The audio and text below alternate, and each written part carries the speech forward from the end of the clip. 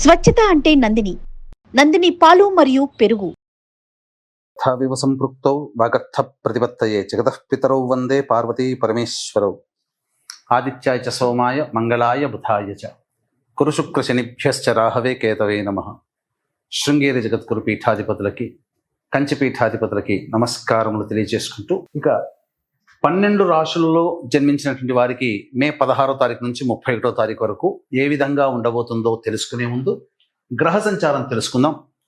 వీక్షించేటువంటి ప్రేక్షకులకి ఒక సూచన: గురువు మారాడు, అలాగే 18వ తారీఖు నుంచి రాహువు కేతువు కూడా మారబోతున్నారు.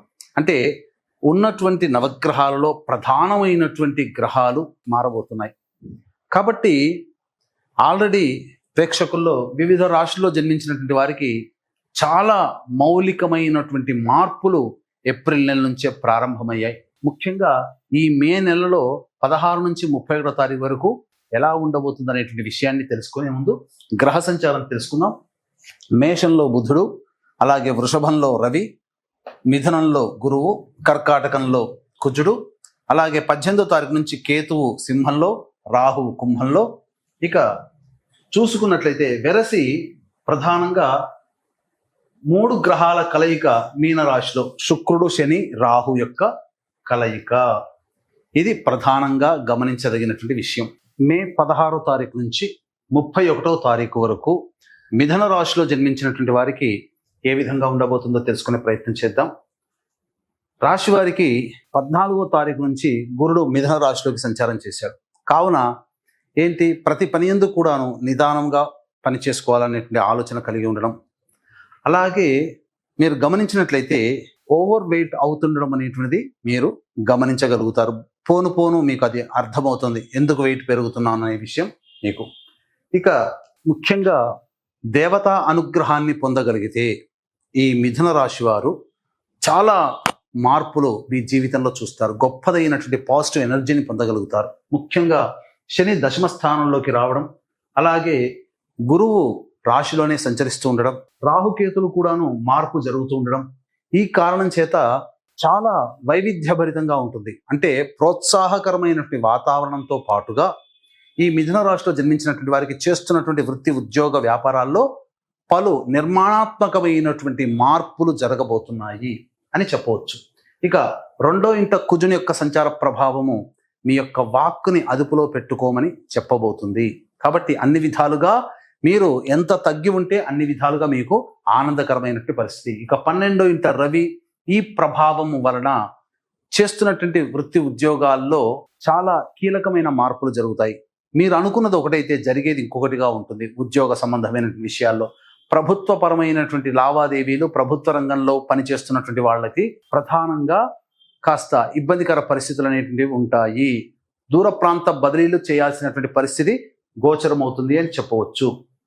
ఇక 11వ స్థానంలో బుధుని యొక్క సంచార ప్రభావము మీ యొక్క విష్, అంటే మీరు ఏదైతే అనుకుంటున్నారో అది నెరవేర్చుకోవడానికి దారులు ఏర్పడతాయి.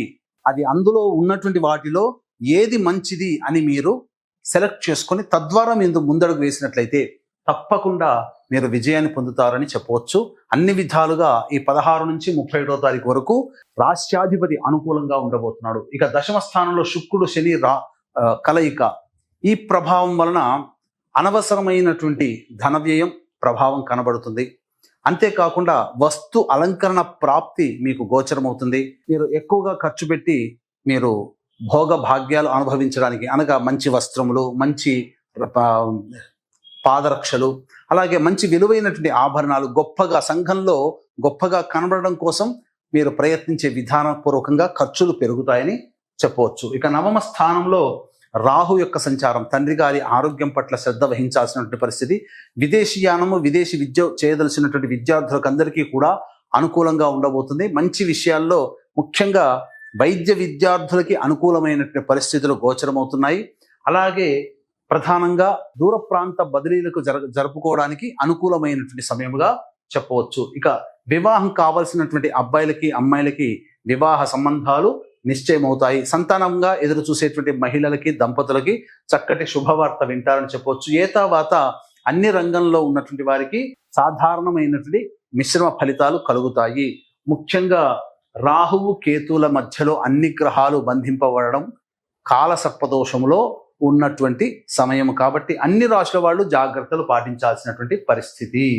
ఇక ఇక గమనించుకున్నట్లయితే 16, 17వ తారీఖుల్లో మీరు ఇతరుల వలన లాభపడతారు. అలాగే దంపతుల మధ్య, భాగస్వామ్య వ్యాపారం మధ్య ఉన్నటువంటి పొరపచ్చాలు తొలగిపోయి ఆనందకరమైనటువంటి జీవితాన్ని పొందుతారని చెప్పవచ్చు. ధనపరమైనటువంటి సమస్యలు తీరుతాయి. అన్ని విధాలుగా మీరు పై చేయి సాధిస్తారు. ఇక 18, 19, 20వ తారీఖులో కనుక చూసుకున్నట్లయితే మీకు ప్రధానముగా కష్టములు లేదా నష్టములు జరిగే అవకాశం ఉంటుంది. మనస్సు ప్రశాంతంగా ఉండదు. ఏ పని చేయాలన్నా ఒక ఆందోళనగా ఉంటుంది. ఒక జిగ్జాగ్ లాగా వ్యవస్థ ఉంటుంది. ఎటు నిర్ణయం తీసుకోలేనటువంటి పరిస్థితుల్లో ఉంటారు. 21, 22వ తారీఖుల్లో కనుక చూసుకున్నట్లయితే ప్రధానంగా సంతానం మూలకంగా ఖర్చులు, సమస్యలు పెరుగుతాయి. సంతానంతో విభేదాలు పెరుగుతాయి. కావున లౌక్యాన్ని ప్రదర్శించండి. అలాగే ఈ సంబంధించినటువంటి విదేశీయానము, విదేశీ విద్యకు అనుకూలంగా ఉండేటువంటి రోజులుగా చెప్పవచ్చు. అలాగే ఇక ప్రధానంగా ఆస్తి సంబంధమైనటువంటి విషయాల్లో కొంత వివాదాలు చోటు చేసుకుంటాయి. ఇక 23, 24వ తారీఖుల్లో కనుక చూసుకున్నట్లయితే చేస్తున్నటువంటి వృత్తి, ఉద్యోగ, వ్యాపార రంగాల్లో ప్రోత్సాహకరములు అనేటువంటి ఉంటాయి. ప్రమోషన్లు లభించేటువంటి అవకాశము గోచరమవుతుంది.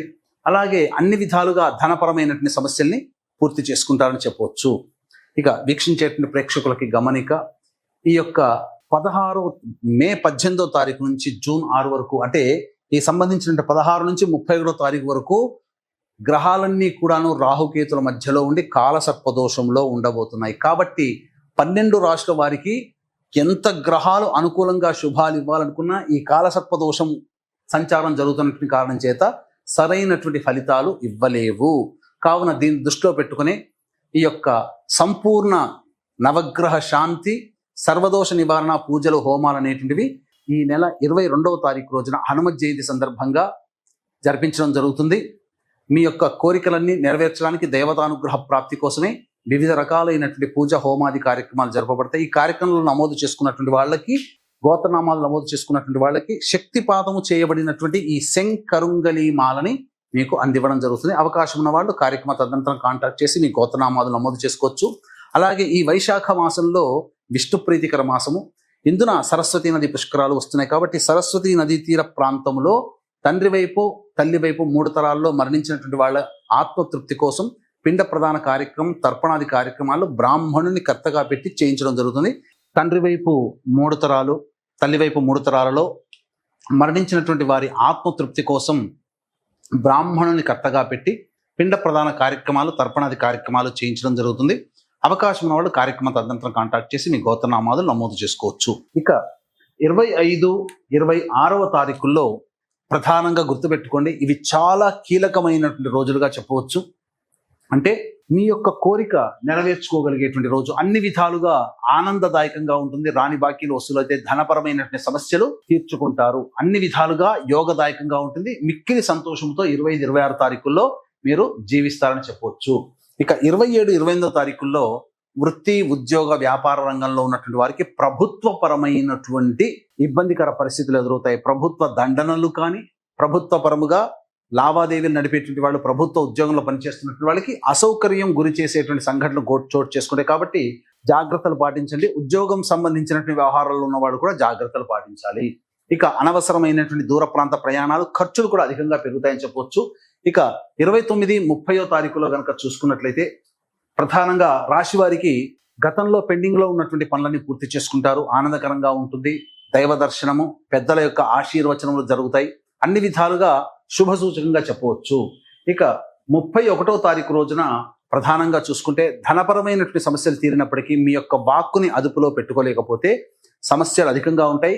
కొంత ఇతరుల వలన మాటలు పడాల్సినటువంటి పరిస్థితి ఏర్పడుతుంది. ధనపరమైనటువంటి సమస్యలు తీర్చుకుంటారని చెప్పవచ్చు. ఏతావాత చెప్పొచ్చు ఏంటంటే ఆనందకరమైనటువంటి జీవితాన్ని ఈ మిథున రాశిలో జన్మించినటువంటి వారు పొందుతారు అని చెప్పవచ్చు. ఇక ఈ మిథున రాశిలో జన్మించినటువంటి మహిళలకి అన్ని విధాలుగా అనుకూలంగా ఉంటుంది. మీరు తక్కువ పని చేసినా ఎక్కువ మీకు ఈ సంబంధించినటువంటి ప్రచారం లభించడం, తద్వారా ఆనందకరమైనటువంటి జీవితాన్ని పొందుతారు. అంటే అన్ని విధాలుగా శుభ సూచకంగా ఉంటుంది. కుటుంబంలో మీ యొక్క వాక్కుకి, మీ మాటకి విలువ ఇస్తారు. అంతకుముందు సమాజంలో మిమ్మల్ని దూరంగా ఉంచిన వాళ్ళే మిమ్మల్ని సాదరంగా గౌరవించి మిమ్మల్ని చక్కగా మంచి స్థానంలో నిలబెడతారు.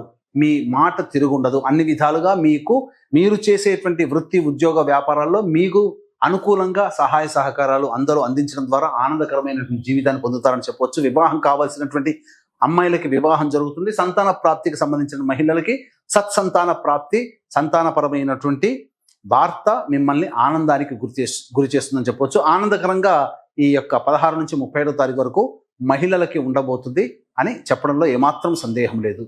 ఈ యొక్క 16వ తారీఖు నుంచి 31వ తారీఖు వరకు వచ్చేటువంటి సమస్యల పరిష్కారం కోసం ప్రతిరోజు దత్త అష్టకం, కాలభైరవాష్టక పారాయణం అనేటువంటిది ప్రతిరోజు పారాయణాలు చేయండి.